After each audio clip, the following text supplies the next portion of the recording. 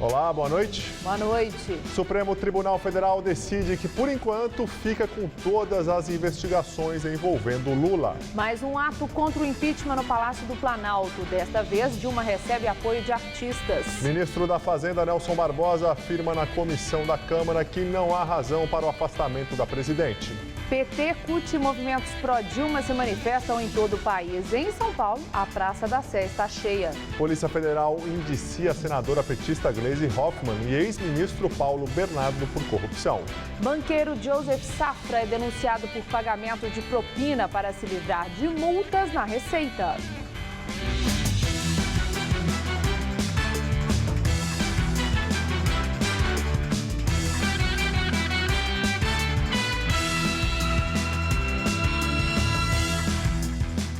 Manifestantes a favor do governo da presidente Dilma Rousseff se concentram desde o início da tarde na Praça da Sé, em frente à Catedral.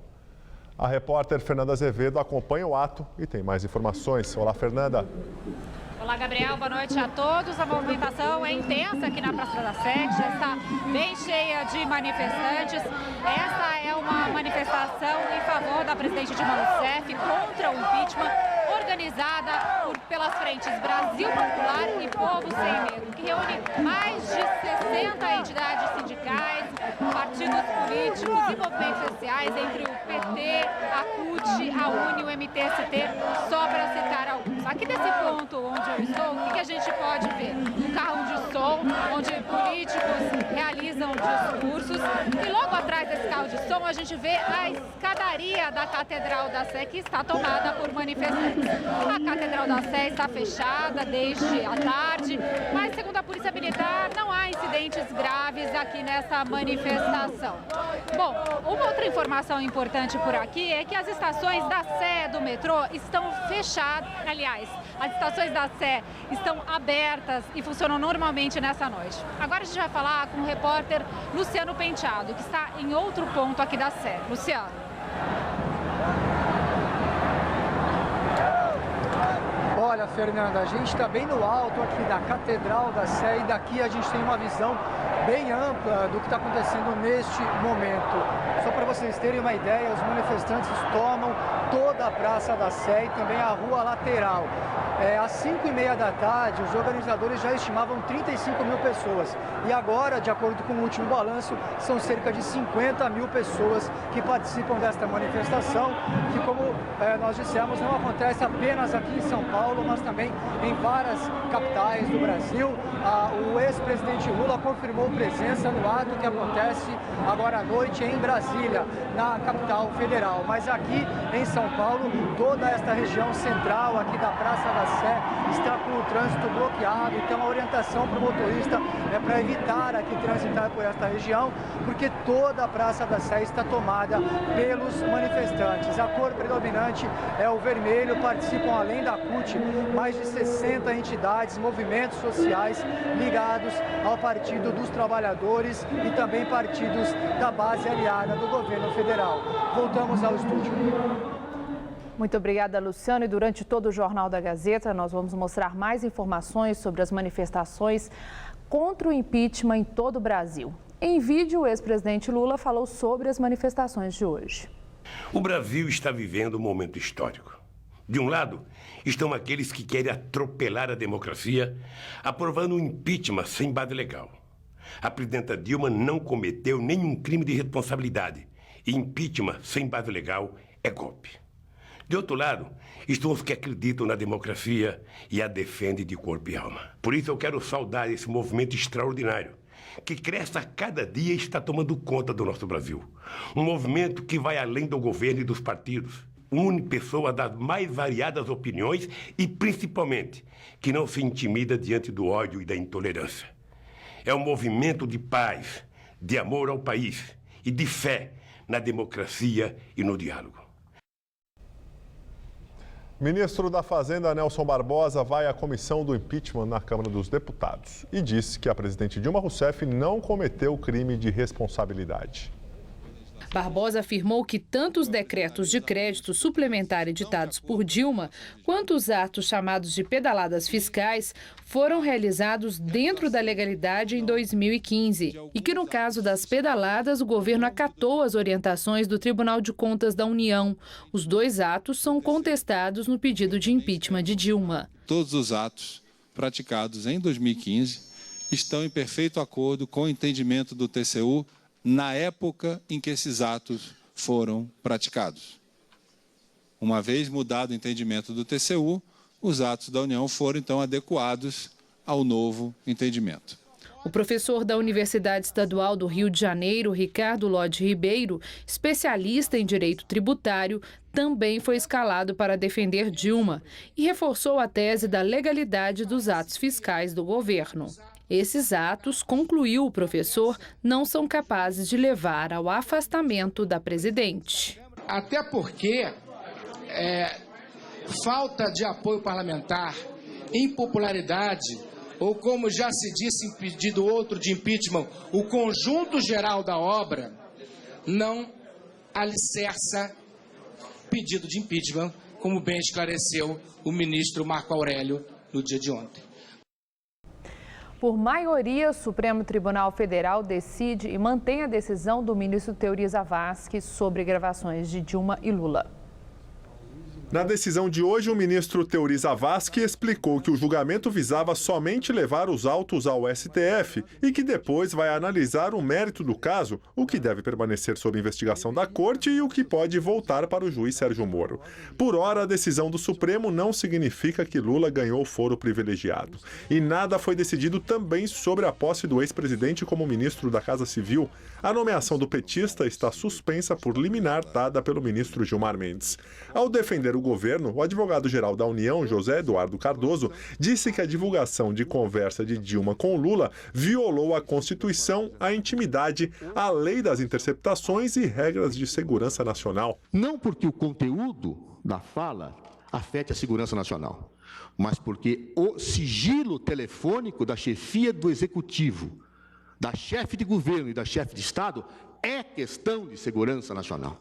Teori Zavascki argumentou que a decisão de Sérgio Moro de divulgar as conversas interceptadas de Lula feriu a competência do STF. Eventuais excessos que se possa cometer com a melhor das intenções de apressar o desfecho das investigações ou de eventuais punições, isso, nós já conhecemos essa história, já vimos esse filme. Isso pode reverter justamente no resultado contrário. O Supremo Tribunal Federal e o Superior Tribunal de Justiça anularam procedimentos penais nessas situações, quer dizer. Então, é muito importante salientar isso. Temos que investigar, sim, temos que processar, sim, mas temos que fazer isso dentro da Constituição. Para o ministro Marco Aurélio Mello, a divulgação das conversas colocou mais lenha na fogueira. Em uma fogueira cuja chama já estava muito alta, em prejuízo da nacionalidade, em prejuízo da paz social, em prejuízo da segurança jurídica. O decano Celso de Mello fez um desagravo ao ministro Teori Zavascki. Depois da liminar, Teori foi alvo de críticas e protestos. Essas pessoas, senhor presidente, desconhecem o itinerário histórico do Supremo Tribunal Federal, desta Suprema Corte que não se curva a ninguém, que não tolera a prepotência dos governantes e nem admite os abusos cometidos por qualquer dos poderes da República. Direto de Brasília, Josias de Souza fala sobre essa decisão do STF. O plenário do Supremo Tribunal Federal emitiu hoje um sinal de alerta para o juiz Sérgio Moro. Fez isso ao analisar e ao referendar a liminar do ministro Teori Zavascki sobre a divulgação dos grampos telefônicos de Lula captados pela Operação Lava Jato. A decisão é liminar, o mérito ainda vai ser julgado, mas o recado do Supremo foi nítido.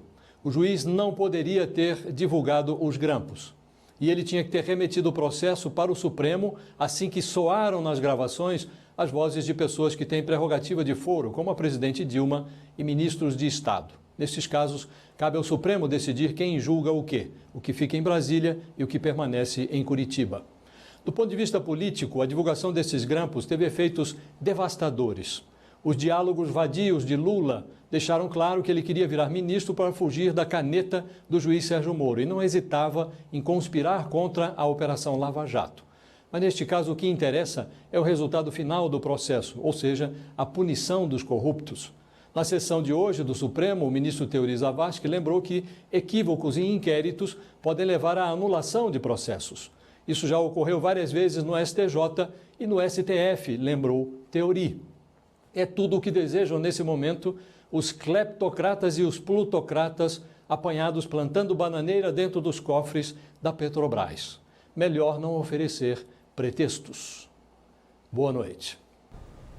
Parentes e sobreviventes das chacinas de Osasco, Barueri e Itapevi reclamam do abandono por parte do governo do estado. 8 meses após os crimes que foram praticados por policiais militares, as famílias ainda buscam por justiça e indenização. Hoje, a Defensoria Pública do Estado de São Paulo recebeu essas pessoas para agilizar os processos. Para Dona Zilda, o dia 13 de agosto de 2015 jamais será esquecido. Foi nesta data que o único filho dela foi assassinado em frente a um bar. Ela chegou a ouvir o barulho dos tiros. Eu não sei nem te explicar o que eu sinto, se é raiva, se é ódio, o que é, porque o menino estava vivo, são aqui. Fernando trabalhava como pintor, tinha 34 anos e foi uma das vítimas da chacina que deixou 23 mortos e pelo menos 7 sobreviventes nas cidades de Osasco, Barueri e Itapevi, na Grande São Paulo. Só no bar onde ele estava, 8 pessoas morreram. Eles não morreram, eles foram assassinados. 8 meses depois da chacina, e os familiares das vítimas dizem que ainda não receberam nenhum tipo de apoio do governo do estado. Hoje, eles estiveram aqui na Defensoria Pública de Osasco e já entraram com um pedido de indenização. A proposta é fazer um acordo com o governo de São Paulo.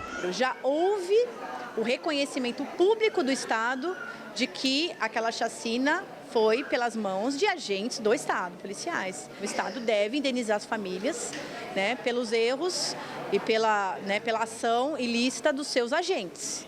A maioria das mortes ocorreu no dia 13 de agosto do ano passado. Câmeras de segurança registraram os ataques. 4 pessoas foram denunciadas à justiça até agora. Entre elas, 3 policiais militares e um guarda civil metropolitano, que permanecem presos. Segundo a defensora pública, algumas famílias ainda vivem com medo de represálias e que muitas estão passando por dificuldades. Tem casos de vó que ficou com 3 netos pequenos para criar. As suas famílias foram destroçadas, né, de um dia para a noite, sem razão, sem motivo nenhum. Dona Aparecida também perdeu um filho na chacina. O mecânico Leandro Pereira Assunção, de 36 anos.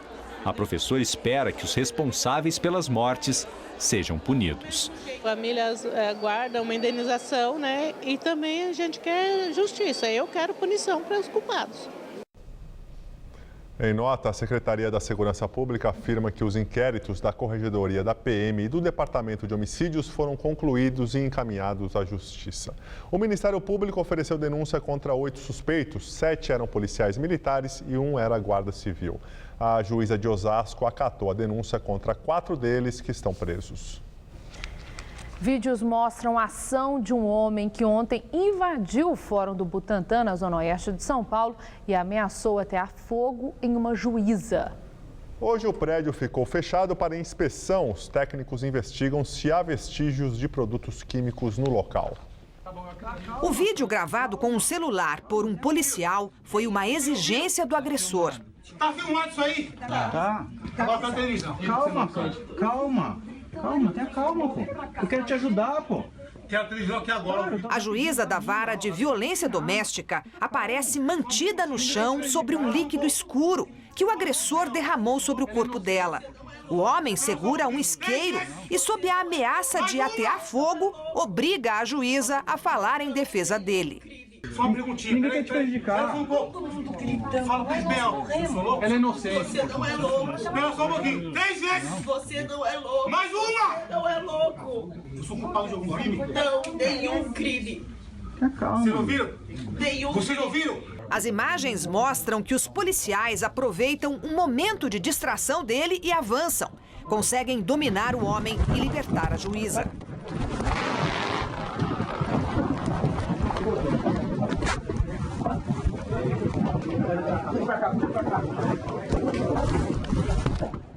A juíza Tatiane Lima ficou em poder do agressor durante cerca de 20 minutos e sofreu escoriações leves.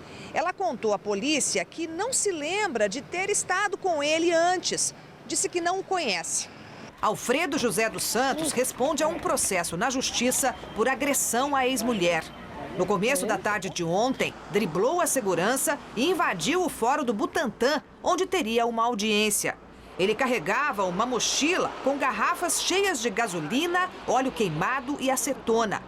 Atirou uma delas no chão e ateou fogo ao subir as escadas a caminho da sala da juíza. O grupo de operações táticas especiais da polícia fez uma varredura no prédio. Havia suspeita de bomba caseira. Alfredo dos Santos está preso e vai responder por tentativa de homicídio, crime de explosão e resistência à prisão. O fórum do Butantã permaneceu fechado nesta quinta-feira para uma nova inspeção da CETESB. Os técnicos investigam se há vestígios de outros produtos químicos no prédio. O Tribunal de Justiça de São Paulo disse que vai investigar se houve falha na segurança e tomar providências. Com o aumento de casos de gripe H1N1 na cidade de São Paulo, postos de saúde e hospitais estão lotados. Na região do Grajaú, na Zona Sul, a situação é ainda mais complicada, porque parte do principal hospital do bairro está fechada para a reforma desde setembro. Os sintomas, em geral, são os mesmos. Dor no corpo, dor nas costas, febre, vomitando e resfriado. Tosse e falta de ar.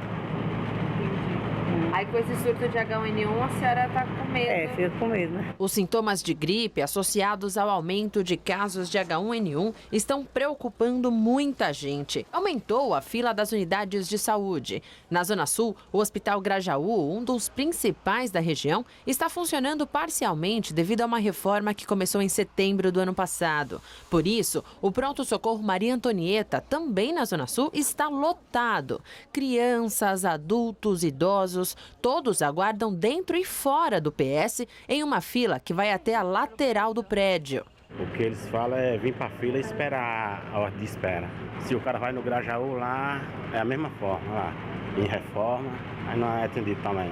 Que horas você chegou aqui?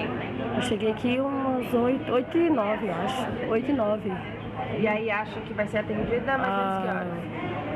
Eu acho que lá pela meio-dia, talvez, porque eu vim aqui essa semana com meu filho, eu fiquei das 11 às 5 da tarde. Wanderson mostra que senhas escritas à mão são distribuídas. O frentista suspeita que está com H1N1 e conta que nem o atendimento durante a madrugada funciona. Às vezes você vem 1h da manhã para ver se está mais vazio. Igual hoje, eu vou vir trazer meu filho, mas eu vou vir trazer ele à noite, mas já estou vendo que vai estar cheio.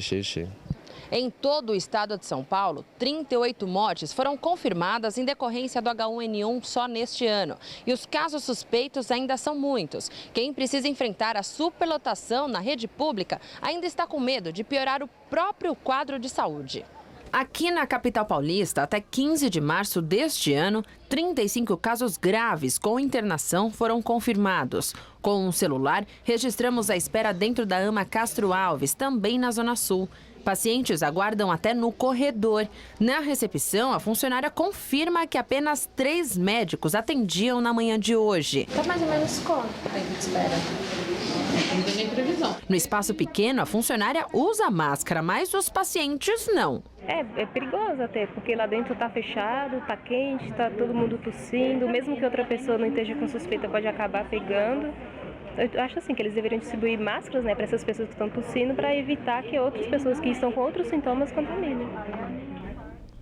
Em nota, a Coordenadoria Regional de Saúde Sul informou que a AMA Jardim Castro Alves abriu hoje, até às 4 da tarde. 415 fichas de atendimento foram distribuídas e que o tempo de espera é de 2 a 3 horas.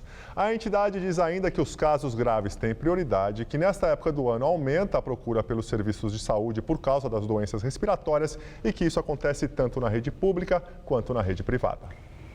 E você pode participar do jornalismo da TV Gazeta por meio do Gazap. Adicione o número 991616121 ao seu celular e envie pelo WhatsApp denúncias, fotos e vídeos de até 1 minuto. O material pode se transformar em reportagem. Além de São Paulo, manifestações de apoio à presidente Dilma Rousseff se espalharam por todo o país. Em Brasília, os grupos chegaram pela manhã em caravanas vindas de vários estados. Os manifestantes se reuniram em frente ao Banco Central em ato por reforma agrária e contra o pagamento da dívida pública. À tarde, a concentração começou no estádio Mané Garrincha. Depois, os manifestantes caminharam em direção ao Congresso Nacional.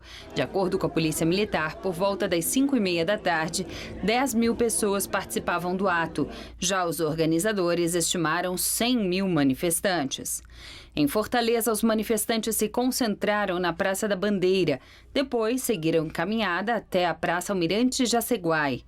A Secretaria de Segurança ainda não divulgou o número de pessoas presentes. Em Maceió, as pessoas se reuniram na Praça Montepio e seguiram em direção ao centro. Para os organizadores, são aproximadamente 5 mil pessoas no ato. A Polícia Militar ainda não divulgou o número de manifestantes. Em Pernambuco, a manifestação na cidade de Garanhuns, onde Lula nasceu, contou com 1.000 pessoas, segundo a polícia, e 2.000, de acordo com os organizadores. Também aconteceram protestos no exterior.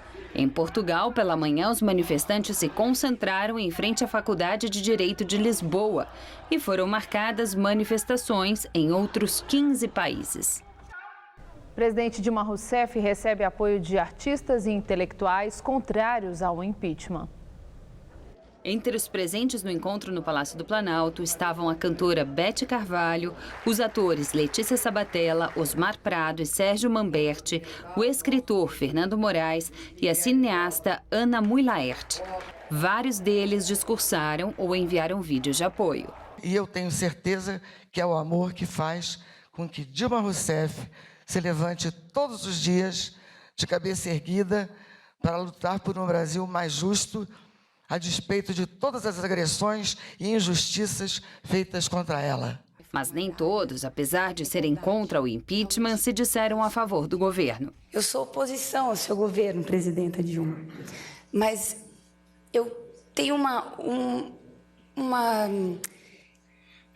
um contentamento em poder dizer isso na sua frente e poder dizer que eu vivo ainda num estado que se pretende utopicamente, em realidade, em transformação, em exercício, nesse momento, nesse governo, de ser um Estado democrático, de preservar as liberdades. Dilma agradeceu e fez referência à data de hoje, que marca os 52 anos do golpe militar de 1964. Nesse exato dia, um golpe militar deu início a uma fase da nossa história marcada pelo arbítrio, pelo desrespeito a direitos humanos, a direitos individuais. A presidente voltou a falar sobre as pedaladas fiscais e enumerou as situações em que seu governo esteve em momentos difíceis desde o começo do segundo mandato. Primeiro pediram recontagem. Depois desconfiaram da inteireza das urnas e pediram auditoria. Em nenhum dos dois casos houve qualquer mínimo indício de que havia irregularidade. Dilma também criticou o que chamou de ambiente de ódio. Esse país nunca teve esse lado fascista. Nunca teve. Nós temos preconceito, porque não somos santos. Nós temos preconceitos, a gente tem de lutar contra eles. Nós sabemos que tem hora que surge aqui e ali um fundamentalismo que é muito grave. Agora, estigmatizar as pessoas pelo que elas pensam? E agora vamos ao comentário de política com José Neumann e Pinto. Olha, quando a presidente Dilma Rousseff chamou os milhões de brasileiros na maior manifestação da história do país, golpistas, ela chegou, eu achei, ao extremo da insensibilidade, da desumanidade e da mentira, reescrevendo a história do país. Mas a presidente Dilma Rousseff é capaz de ir mais longe sempre, enquanto ela estiver na presidência, que merecia atenção. Depois que ela sair, ninguém vai ligar mais para ela, ela vai para o lixo da história. Mas enquanto ela estiver na presidência, ela nos surpreenderá. Nesse discurso que vocês ouviram aí, para os artistas que a apoiaram, ela antecipou um dia, o dia da mentira, e ofendeu a memória de 6 milhões de judeus vítimas do Holocausto na Alemanha nazista. Ela disse que, naquela época, os nazistas colocavam uma estrela de Davi, que é o símbolo dos judeus, e mandavam as pessoas para os campos de concentração. E insinuou que a mesma coisa está sendo destinada para ela. Em primeiro lugar, a presidente devia respeitar um pouco a história e a memória de um povo. Ela também não pode repetir tudo o que o seu chefe padrinho diz, porque o Lula já disse isso. O Lula já comparou com os judeus, já comparou com os cristãos perseguidos pelos romanos, com as vítimas do fascismo italiano. Ela falou num país fascista, e o Brasil não é um país fascista, e as pessoas que foram para a rua não são golpistas, e não dá mais para conviver com a pessoa que reúne uma torcida organizada no Palácio do Governo, que é a sede do governo, para dizer uma estupidez desse tamanho. É um caso já, me desculpe, mas é um caso de psiquiatria, é um caso grave, que precisa ser tratado, até por uma questão de humanidade em relação a ela. Ela não pode continuar produzindo esse tipo de agressão a tudo o que ela quer contrariar. Eu peço desculpas por ela, sendo brasileiro, aos judeus que choram a morte dos seus 6 milhões de irmãos assassinados pelos nazistas, e peço que você faça uma oração pela presidente e volte aqui para me ouvir na terça-feira, direto ao assunto interno. O Ministério Público Federal denuncia o banqueiro Joseph Safra, principal acionista do Grupo Safra, e mais 5 pessoas por corrupção. Essa é a terceira denúncia da Operação Zelotes, investigação que apura um esquema de sonegação fiscal. Além de Joseph Safra, foram denunciados o diretor João Inácio Puga, que negociava em nome do grupo, 2 servidores da Receita Federal e 2 ex-servidores. De acordo com a promotoria, há indícios de que eles teriam pedido propina de 15 milhões e 300 mil reais para obter decisões favoráveis ao Grupo Safra junto ao Conselho Administrativo de Recursos Fiscais, o CARF. O Safra nega as acusações. Hoje foi mais um dia de muito calor, né? Na casa dos 30 graus, mas a chuva foi tão pontual que grande parte dos paulistanos nem viu, né? E será que esse tempo firme fica até amanhã? Quem responde é Mariana Armentano. O destaque para essa sexta-feira é uma grande massa de ar seco que atua no interior do país. Como a gente vê no mapa, em toda essa área em amarelo, que pega boa parte do centro-oeste do Brasil, norte de Minas, quase todo o estado da Bahia, do Piauí até o interior da Paraíba, o tempo fica firme sem nenhuma condição de chuva. Também não vai chover no centro-sul gaúcho, no litoral sul de São Paulo e na grande Rio de Janeiro. Na costa leste do Nordeste, dia de sol com chuvas rápidas e bem pontuais. Mas no litoral norte, principalmente na região de Fortaleza, onde choveu muito hoje, as chuvas vão continuar amanhã.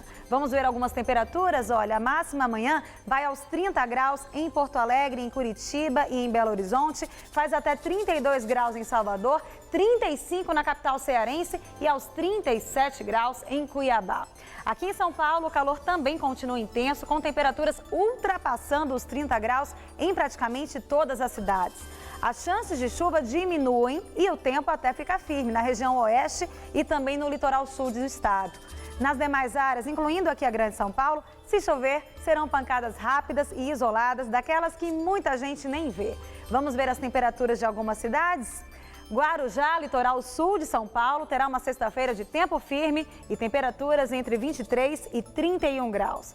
Em Presidente Bernardes também não chove e o calorão será de 34 graus. E aqui na capital, chuvas rápidas e isoladas, com termômetros à tarde na casa dos 31 graus. No Twitter, vice-presidente Michel Temer, do PMDB, nega estar negociando cargos. Temer publicou vários tweets para esclarecer boatos de que ele poderia acabar com a Operação Lava Jato. O vice-presidente afirmou dizer que eu poderia interferir em processo judicial levado adiante em função da posição do Ministério Público. Isso jamais eu faria. Ele também tuitou que é muito atento à institucionalidade, portanto, jamais haveria de influenciar outro poder. Temer quis deixar claro que não está fazendo negociação de cargos. Ele escreveu: "Sou muito procurado, mas não trato deste assunto. Não trato sequer do assunto do que possa ou não possa acontecer." Desde terça-feira, o PMDB não faz parte da base governista. Tomar conta do país. Ela toma conta, sim. A sucessão municipal em São Paulo, na entrevista do dia com Maria Lídia Flandoli. Nosso convidado é o empresário João Dória, eleito candidato a prefeito do PSDB nas prévias tucanas. Muito obrigada por estar conosco. Dória, eu quero começar com o fato de hoje, que foram aquelas frases postadas por você no WhatsApp e bem agressivas em relação a André Matarazzo. Houve reação, o Goldman respondeu, respondeu também um ex-prefeito de Sorocaba, Panúzio. Você respondeu, endurecendo mais ainda. Então, quero saber o que é isso hoje, às 7 horas da manhã, esse petardo com essa grande surpresa. Porque no seu estilo, sempre tão elegante, essa agressividade, ou ela estava muito contida ou muito bem disfarçada. Eu não sei. O que aconteceu, Dória? Olha, fato passado, Maria Lídia, isso é fato passado. O que eu quero hoje e daqui para frente é falar de programas para a cidade. Eu acho que a população da cidade de São Paulo quer soluções para os problemas da cidade. Não está interessada em WhatsApp, rede social, se briga aqui, briga colar. A nossa grande missão é realizar uma administração para a cidade de São Paulo. E na campanha, mostrar quais são os problemas da cidade e quais são as soluções. Bom, eu vou insistir. Somos jornalistas, né? É meu dever dizer que não é fato passado, não. É o fato do dia. Então, é interessante saber o que moveu o candidato João Dória em relação a um adversário que até desistiu, depois não foi até o fim, na prévia, mas com aquele tom. Está sinalizando que o tom de campanha vai ser esse, se eventualmente André Matarazzo for o candidato a prefeito pelo novo partido dele, o PSD do Kassab. Maria Lídia, não para alongar, mas sobretudo em respeito a você, por quem tenho admiração de muito tempo. Você é uma das mais brilhantes jornalistas que eu conheci e tenho por você muita amizade. O André Matarazzo, não quero aqui, evidentemente, fazer aqui a futrica, mas o André saiu do PSDB e foi para o PSD. O PSDB é o partido que é oposição ao governo Dilma, é oposição ao PT. E ele foi para um partido que é da base aliada. Aliás, o presidente desse partido fez uma declaração de amor ontem à presidente Dilma Rousseff. Aliás, todos os canais de televisão, inclusive o Jornal da Gazeta, reproduziu isso. Quer dizer, que coerência é essa? Alguém que era oposição, agora é a situação? É preciso ter coerência na vida, é preciso você ter um fio condutor da sua vida. Não pode ser um menino chorão, né, que antes dizia que era PSDB, etc., democrata, e agora faz parte de um partido que é a base aliada do PT. O PT que faz a inflação, o PT que gera o desemprego, o PT da corrupção, é hoje o partido onde está o André Matarazzo. Vamos ser coerentes. Mas o que eu quero falar é de programas para a cidade de São Paulo. Eu imagino que seja isso, mas não é exatamente isso que eu quero falar. Então, nós vamos tentar contemporizar e equilibrar para, eu acredito, oferecer respostas a quem nos assiste. Na prévia, aconteceu muita coisa. Houve ali uma contenda difícil com muitas acusações e acusações graves em direção sobre a sua candidatura, desde abuso de poder econômico, transporte, quer dizer, aconteceu tudo isso. Então, eu queria, o telespectador quer as respostas. Então, sobre essas acusações, foi feita uma representação junto ao Ministério Público. Você foi citado pelo Ministério Público? Essa coisa andou? Não, nem no partido, nem no Ministério Público. Aliás, o André e o time que o cerca sempre foi muito de ameaça, ameaça, ameaça. O que faltou foi voto, Maria Lídia, faltou voto. O que nós fizemos foi buscar o voto e ganhamos no voto. Ganhamos 2 vezes, ganhamos no primeiro turno e no segundo turno. E o André o que fez? Fugiu. Ao invés de disputar, segundo turno é igualzinho. Na prévia é igualzinho à eleição. Sai do zero. A eleição começa, é uma outra eleição. Por que não foi disputar? Por que não foi para a periferia? Por que não foi amassar barro? Por que não foi gastar sola de sapato? Eu fiz isso. Então eu fui tomar agora na Adole, comendo churrasquinho de linguiça na laje da periferia e fui conversar com os eleitores na periferia. Gostei e ganhei. Ele ficou tomando vinho da Toscana, né, fumando charuto em casa no Morumbi. Essa é a diferença. Mas olha, a impressão que está passando, João Dória, é que você se refere ainda a André Matarazzo como um adversário que o ameaça. Não, porque você está numa defensiva em relação a ele.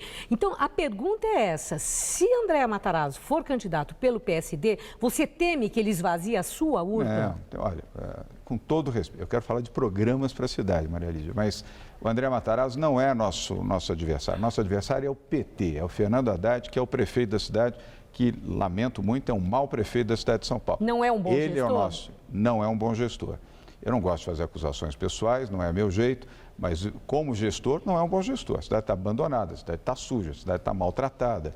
As pessoas vivem infelizes em São Paulo, uma cidade maltrapilha, pichada, imunda, suja, maltratada em tudo, no trânsito. Pergunte se alguém que assiste o seu programa está feliz com o trânsito da cidade, está feliz em dirigir nas marginais com a limitação de velocidade que tem, está feliz em ver a cidade onde maltrapilhos e pessoas humildes dormem nas ruas, debaixo de marquises, debaixo de viadutos. Isso é uma cidade feliz? Essa é a cidade do PT do Fernando Haddad, uma cidade que é a maior cidade brasileira, a maior cidade da América Latina, uma das 6 maiores capitais do mundo, tratada como está. É isso que eu quero fazer. Eu quero fazer uma campanha para resgatar São Paulo, transformar a cidade de São Paulo, fazer uma cidade vibrante e uma cidade justa, principalmente com a sua população mais sofrida, a população de menor renda. Isso, para mim, é que é o importante. O André Matarazzo é fato passado. Ele perdeu 2 vezes. É um perdedor e é um chorão. Eu quero tratar dos temas da cidade. Agora, para fazer essa campanha, é necessário que a sua candidatura subsista. Alberto Goldman e Zé Aníbal entraram pedindo a impugnação da candidatura no segundo turno por uma outra razão, falta de quórum. E o argumento é que no estatuto do PSDB exige ali 30% de quórum daqueles 27 mil filiados que poderiam votar. E houve muito menos, gente, 3 mil e não sei quantos. A minha indagação, a sua candidatura corre o risco de ser impugnada por essa razão? Nenhum risco. Falta de quórum? Nenhum risco. De novo, para fazer espuma, Maria Lídia, nenhum risco. O Estatuto do Partido é claro, você precisa ter 20% dos votos válidos. Além de incapazes, não sabem ler, porque se soubessem ler, já teriam visto isso com clareza. Fazer espuma é fácil. Risco nenhum. Nós ganhamos 2 vezes. O André Matarazzo perdeu 2 vezes. E vai perder de novo. Você não queria falar dele e não para de falar dele. Mas é só para avisar. O Goldman e o Zé Aníbal defendem quem? Defendem o Zé Aníbal, defendem o André Matarazzo. Aliás, do PSD, partido da base aliada da Dilma. Vamos falar da cidade, Maria Lídia. Quem está nos assistindo quer ver o que é que nós vamos fazer para melhorar a cidade de São Paulo. Mas pode haver um racha no PSDB e aconteceu o que já aconteceu no passado? Porque André Matarazzo é apoiado pelo Serra, pelo Aloysio, pelo Goldman, por nomes de peso, por tucanos históricos. E naquela época em que o Alckmin saiu candidato junto com o Kassab, você lembra perfeitamente o que aconteceu. Eles votaram, foi a turma que apoiava a candidatura Kassab e não Alckmin, não votou no PSDB. Votou, e elegeu o Kassab. Isso pode acontecer de novo agora, por essa contrariedade dessa sua vitória, pela desistência do André Matarazzo, pelos ressentimentos. Os padrinhos dele podem, vamos dizer, migrar para uma eventual candidatura dele em outro partido, no PSD, e com isso o PSDB ficar bem fragilizado? Maria Lídia, não acredito e não creio. E com todos esses padrinhos eu ganhei. E sabe por quê? Ao invés de buscar apadrinhamento, eu busquei o voto. Eu fui buscar o voto na população, no povo, é quem está nos assistindo, que é quem vota na eleição. Padrinho não vota, o voto é um voto, 2, 3, 4. São milhões de votantes. São 8 milhões e meio de pessoas que vão votar nas eleições. No PSDB, eram dos filiados 27 mil filiados em condições de votar. Obviamente, todos não votaram, isso é normal. É um voto espontâneo, não é um voto obrigatório. É diferente de uma eleição normal, onde você tem a obrigação de votar. Eu fui buscar o voto de quem vota. Essa é a diferença. Quem vai votar na eleição é você, não é o padrinho, não é, entendeu, o emplumado. Isso não faz diferença. Muito respeito, evidentemente, para as pessoas que têm uma história. Mas quem vota na eleição é o povo. E foi isso que eu fiz. E foi lá que nós ganhamos a eleição. E vamos ganhar de novo, Maria Lídia. Eu falei para você da última vez aqui, diante de todos esses apoios, você me pergunta, mas ele tem o apoio do A, do B, do C, do D, e você tem o apoio de quem? Eu falei, do povo. E ganhei a eleição porque o povo votou em mim. Bom, a última questão, para não falar que nós não tocamos nessa questão da cidade de São Paulo. Você é um empresário reconhecidamente muito bem sucedido. Obrigado. Entretanto, na sua história, na sua vivência, você nunca ocupou, não tem uma experiência político-administrativa no executivo. Então fala para o nosso telespectador, por que é que o eleitor de São Paulo deveria votar num empresário sem experiência no setor público, no comando administrativo, numa cidade como São Paulo? Maria Lídia, eu não gosto de contrariar você porque eu admiro você, mas não é fato. Eu fui secretário do Mário Covas na gestão dele como prefeito de São Paulo. Não, mas não comandou, isso né? Não foi prefeito, não foi prefeito, não foi governador. Eu estou falando de comando. Eu tive uma função executiva. E depois fui presidente da Embratur também, função executiva. Mas o que a população quer, quem está nos assistindo agora no seu programa e aqui no Jornal da Gazeta, que é o novo. A população pergunte, faça um questionamento para você que está nos assistindo. Você quer um político tradicional, com todo respeito aos políticos tradicionais, ou que alguém que traga propostas novas, inovadoras, traga eficiência, traga modernidade, traga tecnologia para melhorar a cidade? Faça essa questão, experimente fazer. Você que está nos assistindo, vá no Twitter, vá nas redes sociais e se manifeste. Você quer o político tradicional, semelhante a esses que estão aí, aliás, que ocupam hoje a presidência da República, ocupam a Prefeitura de São Paulo, ou você prefere um novo, alguém que traga propostas inovadoras, um novo modelo de gestão, gestão da eficiência do setor privado colocado no setor público? É isso que eu pretendo colocar, com muito orgulho, com muita honra. Eu acho que as pessoas querem isso, querem um novo para a cidade e algo que possa ser diferente e algo perceptível pela população, trazendo propostas inovadoras, repito, principalmente a população de baixa renda, mas para a cidade como um todo. São Paulo é uma metrópole que precisa ser tratado à altura da sua dimensão e não de uma maneira pequena, de uma maneira mesquinha e de uma maneira sem amor. Nós vamos fazer uma gestão absolutamente transformadora na cidade, Maria Lídia. Muito obrigada, João Dória. Obrigado. Uma boa noite. Obrigado a você Obrigada também. pela clareza com que você expõe as suas convicções. Obrigado. Muito obrigada. Obrigado. Gabriel. Voltamos a falar das manifestações pelo país a favor do governo da presidente Dilma Rousseff. A repórter Fernanda Azevedo acompanha o ato aqui em São Paulo, que acontece na Praça da Sé. Fernanda, é com você. Gabriel, os organizadores aqui do evento acabaram de anunciar agora no microfone que, pelas contas deles, já são 60 mil pessoas reunidas na Praça da Sé. A Polícia Militar não divulgou um balanço do número de participantes, então nós só contamos com esse número de 60 mil pessoas. A gente pode perceber que tem muita gente aqui, que o movimento é tranquilo. Esse movimento, além das bandeiras contra o impeachment, também é um movimento que lembra o golpe de 64, o golpe militar, que também aconteceu há 52 anos, no dia 31 de março. Então as pessoas estão aqui, se manifestam a favor da presidente Dilma Rousseff, contra o impeachment, contra o que eles chamam de novo golpe. Entre políticos que estão aqui, o Eduardo Suplicy e também o presidente do PT, Rui Falcão, participaram agora dos discursos. E agora nós voltamos lá para o alto, onde está o repórter Luciano Penteado, que traz mais informações. Olha, Fernanda, a gente continua aqui na parte de cima da Catedral da Sé, de onde a gente tem uma visão ampla e até privilegiada da quantidade de pessoas que participam do protesto de agora à noite. Os manifestantes continuam aqui na Praça da Sé, tomando toda a praça e também a rua lateral, além de integrantes da CUT, a Central Única dos Trabalhadores. Tem vários militantes também, políticos do PT aqui num dos carros de som, incluindo o presidente nacional do PT, Rui Falcão, e também o ex-senador Eduardo Suplicy, atual secretário municipal de Direitos Humanos. Nenhum dos dois discursou mas a expectativa da militância é para que um dos dois, ou até mesmo eles dois, falem já aqui para esta multidão. Segundo os organizadores, o ato será encerrado oficialmente às 9 horas da noite. Voltamos ao estúdio. Obrigada, Luciano. Banco Central reconhece pela primeira vez que a inflação deste ano vai ficar acima do teto da meta, que é de 6,5%. A projeção é pior do que a divulgada no relatório anterior em dezembro, quando a autoridade monetária esperava uma inflação de 6,2%. Agora, segundo o relatório trimestral de inflação divulgado hoje, o IPCA de 2016 vai ficar em 6,6%. Se a projeção se confirmar, será o segundo ano seguido em que o teto da meta será superado, o que obriga o presidente do Banco Central a se explicar em carta aberta. E agora vamos ao comentário de economia com Vinícius Torres Freire. Faz algumas semanas, a gente mal tem falado de economia aqui no Jornal da Gazeta. Mais comum é a gente comentar o efeito da política na economia. E é muito difícil acontecer uma mudança importante na economia enquanto a gente pelo menos não souber que rumo vai tomar a política. O que mudou nessas semanas de tumulto? Algum sinal de melhora na economia? Muito pouquinho. A inflação, ao que parece, vai começar a subir menos, mas essa melhora está bem atrasada e ainda não é certa.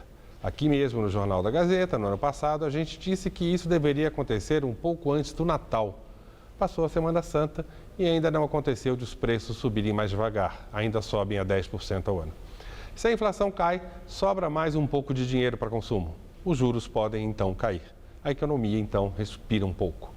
No mais, os números continuam entre deprimentes e assustadores. Hoje a gente soube que o consumo de energia elétrica caiu 5,5% no primeiro trimestre do ano, se comparado com o início do ano passado. Isso é sinal de luz cara e indústria parada de muita recessão. O crédito continua mal e piorando, soubemos faz pouco. O total de dinheiro emprestado na economia continua caindo e caindo cada vez mais rápido. Vimos pelos dados de janeiro e fevereiro. O desemprego continua a aumentar também de maneira cada vez mais rápida. Agora está em 9,5% e deve acabar o ano em 13%. Os salários, na média, caem também cada vez mais rápido. Logo, no dia a dia das pessoas comuns, a economia está piorando mais agora que no ano passado. No que diz respeito às empresas, a gente soube hoje que o lucro das firmas que têm ações na Bolsa caiu quase 20% de 2014 para 2015. E isso sem levar em conta a Petrobras, que perdeu tanto dinheiro e é tão grande que iria piorar ainda mais essa estatística. Sem lucro e sem estabilidade, a empresa não investe. Sem consumo, sem crédito e sem investimento, a gente afunda cada vez mais. Quanto ao governo e ao Congresso, nada vai andar pelo menos até a decisão do impeachment, lá por maio pelo menos. Ou seja, nada de importante vai ser feito para conter a crise até a metade do ano. Boa noite. Veja a seguir, presidente da Argentina aumenta os preços da água, do gás e dos transportes. E acidente grave na Índia. Viaduto em construção desaba em Calcutá. Pelo menos 22 pessoas morreram e mais de 100 ficaram feridas. A pior seca da nossa história foi vencida pela mobilização exemplar de todos nós. Cada um fazendo a sua parte. O combate ao desperdício de água, as interligações entre os sistemas, novos reservatórios e obras nos deixaram mais preparados para enfrentar novas estiagens severas. A meteorologia prevê chuvas mais regulares este ano, mas o clima no mundo todo está mudando. E aqui, São Paulo não pode depender de São Pedro. Por isso, nós paulistas vamos seguir juntos. Enquanto o governo do estado e a Sabesp continuam investindo em meios que asseguram o abastecimento da região metropolitana de São Paulo, você, consumidor, continua usando a água de forma consciente. Água, população e governo unidos pela mesma causa. Governo do Estado de São Paulo. Uhul! Mega Feirão Silvia Design. Produtos direto da fábrica para você a preço de custo. Por exemplo, esse home a partir de R$ 599. Olha que maravilhoso esse armário a partir de R$ 899. Tudo isso a pronta entrega, você chega e carrega na hora. Aonde? Joaquim Ramalho 408 na Vila Guilherme e Rodovia Raposo Tavares, quilômetro 15, sentido São Paulo. E tá aberta de domingo a domingo. Qual Casper você é? A minha Casper é informação. A minha Casper é organização. A minha Casper é criação. A minha Casper é luz, câmera, ação.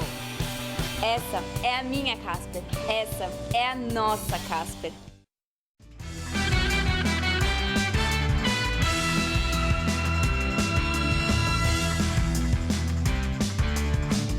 E agora as notícias do esporte com Stella Gontijo e Celso Cardoso. O Santos também joga hoje, né, Celso? Além do Palmeiras também, né, que está fugindo ali do rebaixamento. O Santos recebe às 9h30 a Ferroviária na Vila Belmiro. O Palmeiras, às 8h30, enfrenta o Rio Claro com ares de decisão.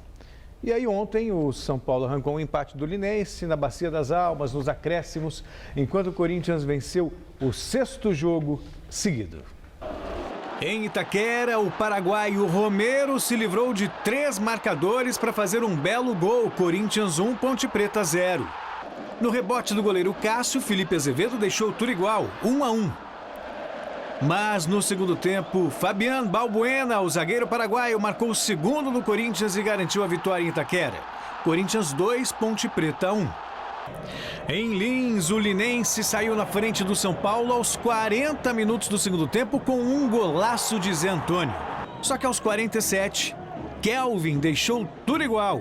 Final Linense 1, São Paulo também 1. Falando do Palmeiras, a situação bastante complicada, né, Celso? Muito. O Cuca, em 4 jogos, perdeu 4 partidas. O time, acredita, está ameaçado pelo rebaixamento, mas também tem muito a ver com esse regulamento esdrúxulo do Campeonato Paulista, que ao mesmo tempo está lutando para não cair, está lutando para se classificar. Mas precisa da vitória até para tranquilizar um pouco o ambiente. O Corinthians é que está de bem com a vida, né? 6 vitórias seguidas, melhor campanha do torneio e é só alegria. Tá tudo azul no timão. Tem muita gente feliz, né? Aqui lá, no sim. Estúdio. Agora já no Palmeiras e no São Paulo a coisa tá feia. Tá certo, então. Muito obrigada, Boa Celso. noite, até amanhã. Boa noite. Com você, Gabriel. Novo governo da Argentina corta subsídios e os preços da água, do gás e dos transportes vão subir a até 500%. A passagem de ônibus, que custa hoje em Buenos Aires 3 pesos, o equivalente a 75 centavos de real, vai dobrar e passar a 6 pesos. O governo anunciou uma tarifa social para os mais pobres. O ajuste vai impactar na inflação, estimada para 2,5% em março. Mas o governo decidiu pela retirada parcial do subsídio para tentar reduzir o déficit fiscal, que está em torno de 7% do PIB. O governo argumenta que não é possível sustentar o esquema de subsídios implantado pelo governo de Cristina Kirchner. O pré-candidato republicano à presidência dos Estados Unidos, Donald Trump, tenta consertar mais uma de suas declarações polêmicas. Ele havia dito que as mulheres que fazem aborto deviam ser punidas. Donald Trump disse numa entrevista ao canal de TV MSNBC que a mulher que faz aborto deveria sofrer algum tipo de punição. A onda de protestos foi imediata e o magnata mudou o discurso. Ele publicou um texto dizendo que se o Congresso aprovar uma lei que torne o aborto ilegal, o médico ou qualquer pessoa que pratique um ato ilegal deveria ser responsável legalmente, não a mulher, que no caso é uma vítima. O aborto é legal nos Estados Unidos desde 1973. Nosso comentarista de política internacional, João Batista Natali, faz uma análise da corrida presidencial americana.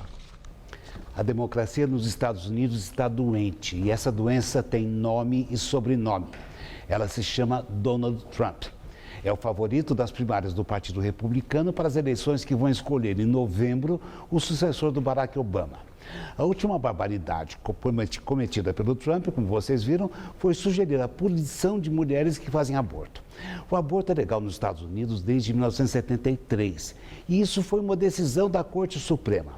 Trump depois recuou e disse que pretendia apenas punir os médicos que interrompessem ilegalmente a gravidez de uma paciente. Mas é uma discussão sem pé nem cabeça, porque ainda esta semana o governo americano facilitou a venda da chamada pílula do dia seguinte. É aquela que permite interromper a gravidez já nas primeiras horas.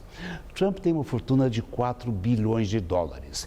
Ele não precisa fazer média com o cidadão que doa dinheiro para a campanha eleitoral. Não precisa dialogar com os apoiadores. E diz sempre um monte de bobagens. Trump quer proibir a imigração de muçulmanos. Ele diz que vai impor o controle policial nas mesquitas. Ele afirma que os imigrantes ilegais mexicanos não passam de bandidos. Ele comprou briga com a Arábia Saudita e elogiou Vladimir Putin, como se o ditador da Rússia fosse uma liderança messiânica. A emissora britânica BBC diz que Donald Trump faz mais estragos do que o balé de um rinoceronte numa loja de xícaras de chá. Em termos políticos, o prejuízo já deixa preocupadíssimo o Partido Republicano. Agora, em novembro, junto com o novo chefe da Casa Branca, os eleitores também elegem 1/3 dos senadores e todos os deputados federais. Isso é bom para os democratas, que deverão ter Hillary Clinton como candidata à presidência.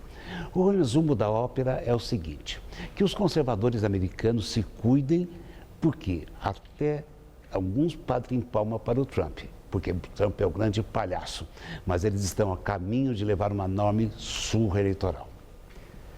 É assim que o mundo gira. Boa noite.